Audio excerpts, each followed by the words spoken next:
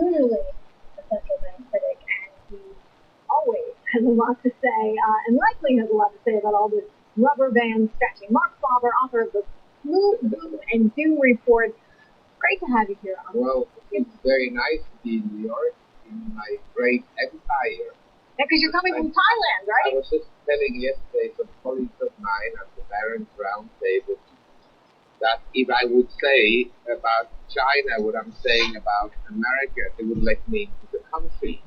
But here, when I arrive, the immigration officers, they hug me. They say, welcome to the United States. Me and everyone else. We don't need to check you. We trust you.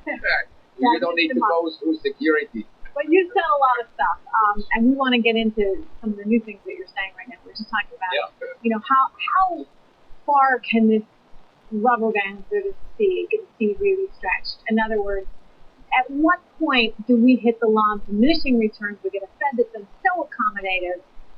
When does it backfire?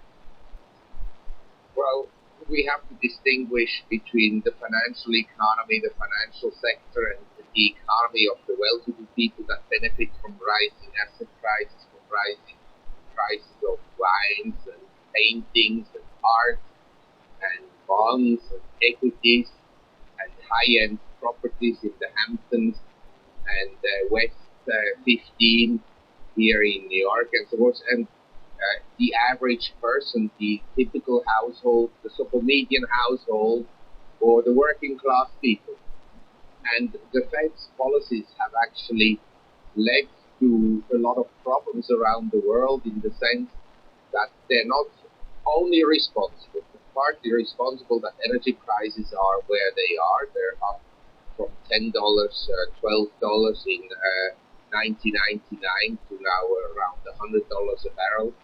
And food prices are up and a lot of other prices are up.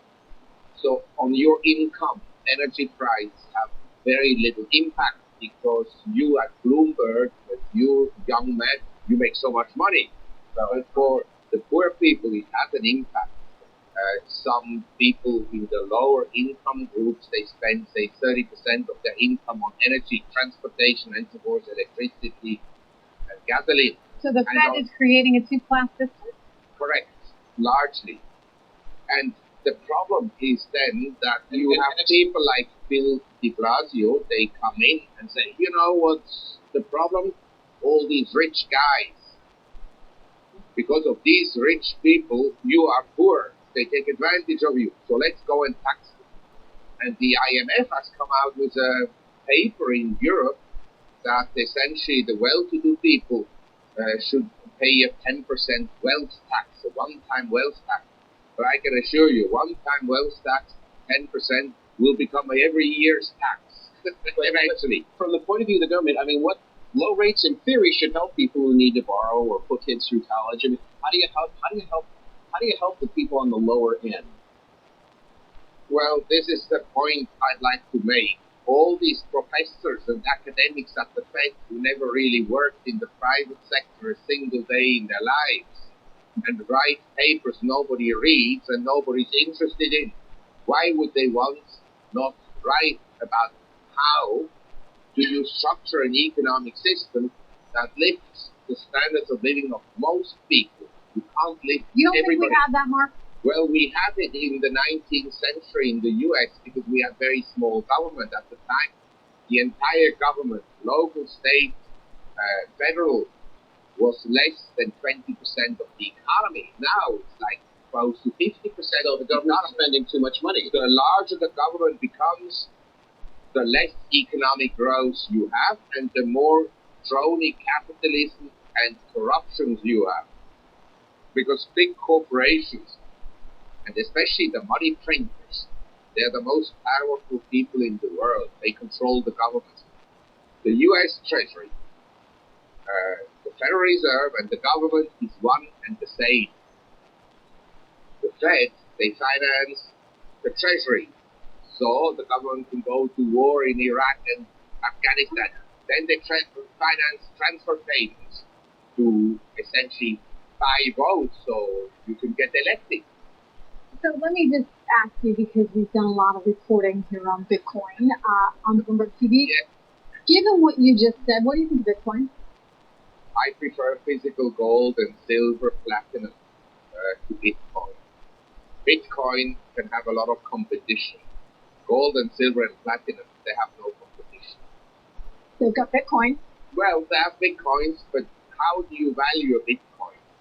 I can value gold to some extent and compare, say, gold to the quantity of money that is floating around the world, to the wealth increase, and to the monetary base increase, to the credit increase, and so forth and so on.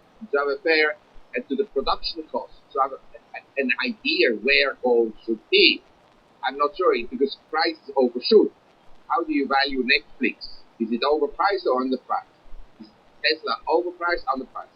But one thing I wanted to show you and talk about, because you said, well, lower interest rates help people. Well, if money printing helps everybody, then why does not everybody in the whole world always have zero interest rates and everybody would be rich? Well, and you keep on printing money. And we all, you don't need to work here, you don't need to put on makeup, and I can stay in bed the whole day until I go drinking in the evening. So let's just print money and be all happy. Well, I tell you what, I mean, it doesn't add up, you understand? Yeah. And one thing about what the figures you showed, first of all, you live in New York. Yeah. Do you really think that your cost of living increase is a 1.2% per annum? Do you really believe that? Feels like more. Well, it doesn't feel like more. It feels like 5 times more, precisely, or even 10 times more. That's what it feels. Number two, by keeping interest rates at 0% on the Fed fund rate, and I want to emphasize that this is now going on in March of 2014 for 5 years. So it's not something new. For 5 years this has happened. You penalize the income earners, the savers who saved your parents. Yes. Why should your parents be forced to speculate in stocks and in real estate and in everything under the sun? When what they really want is return for bonds. We've got to take a very quick break, Mark. Yes. We are glad you're here. Very sad. We're talking about income indisparity and specifically what you want to short right now, what you don't like. We are here with legendary investor Marc Faber, and we're talking about stocks that are overvalued on your list. Facebook, Tesla, Twitter, Netflix, Viva. I can understand Tesla and Twitter, right? I mean, they're not even earnings on Twitter. Why Facebook? Well, I think it's to a large extent a fad, and people they go on Facebook. Which, for most people, what people do is they put the pictures on, and the only people that watch these pictures are themselves. They all want to be stars. It's a very distracting kind of occupation. I can't imagine that this would have a lot of value. So, look, I'm not sure. I think so. People are going on, and regardless, they're going and looking at their own pictures, their friends' pictures. But Facebook can appeal to them through an advertising campaign and be very direct. Yeah, right. What's wrong with eyeballs? Yeah, sure. Look, can be. The question is of how much use it is. I would rather own. I don't own it because I think it's very highly priced, but I would rather own a company like Alibaba or Amazon or Google than Facebook, personally. But this is my view. Other people have different views. That's what makes the market. Some people are buying it, and some people are selling it. You named a number of stocks, but when you look at the market valuations overall, do you have some concern? Do you worry when the Fed steps back? I think we are in a gigantic financial asset bubble. But it's interesting that despite of all the money printing, bond yields didn't go down. They bottomed out on July 25th, 2012 at 1.43% on the 10 years. We went to over 3%. We're now at 2.85% or something thereabouts from your view. But we're up substantially. Now, this hasn't had an impact on stocks yet. In fact, it pushed money into the stock market out of the bond market. But if the 10 years goes to, say, 3.5% to 4%, then the 30 year goes to close to 5%, the mortgage rates go to 6%. that hits the economy very hard. And that's when the bubble bursts, theoretically? It can burst before, it can burst any day. I think we're very stretched. Sentiment figures are very, very bullish. Everybody's bullish. And the reality is that they're very bullish because they think the economy will accelerate on the upside. But my view is very different. The global economy is slowing down. The global economy is largely emerging economies nowadays. They're slowing down. There's no growth at the moment in exports in emerging economies. There's no growth in the local economies.